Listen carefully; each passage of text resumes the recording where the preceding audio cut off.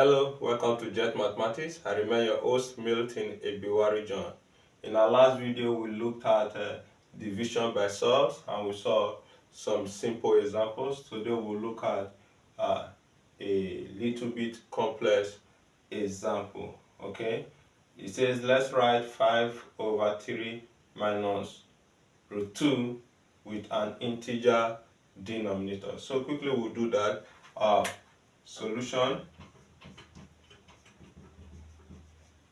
We have 5/3 minus root 2. Okay, like we saw in our last video, if we add something like 5/7, so we'll try to make this denominator an integer. And how did we do that? We multiplied by the same root 7, and then that will make the denominator an integer. So in this case, we will be multiplying by the conjugate of the denominator.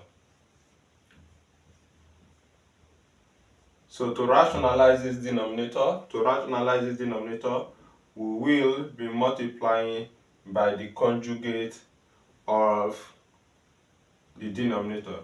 And the conjugate of the denominator is 3 plus root 2. So I've told you that before. The conjugate of a surd is just for you to change the sign. So we use the conjugate to multiply the numerator and also the denominator. Remember, I told you in our previous video that when you multiply a surd by its conjugate, you turn that surd to a rational number. So that's what we are doing. This is called rationalizing the denominator. So by so doing, we'll be able to simplify this problem. So we have 5 times 3 plus root 2 over 3 minus root 2, 3 plus root 2. Okay? And that is equal to 5 times 3. I've taught you how to expand this already in our previous videos.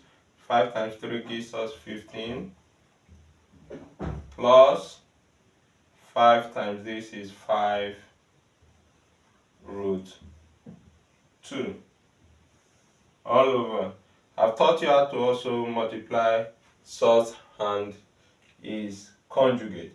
It's very easy. I say take this square, you have 3 squared minus, it's just difference of 2 squared. So you have 3 squared minus root 2 all squared, root 2 all squared. So that gives us here of 15 plus 5 root 2 over, this is 9 minus 2. 9 minus 2. 3 squared is 9 and root 2 squared is 2. So finally this gives me 15 plus 5 root 2 all over 9 minus 2 is 7.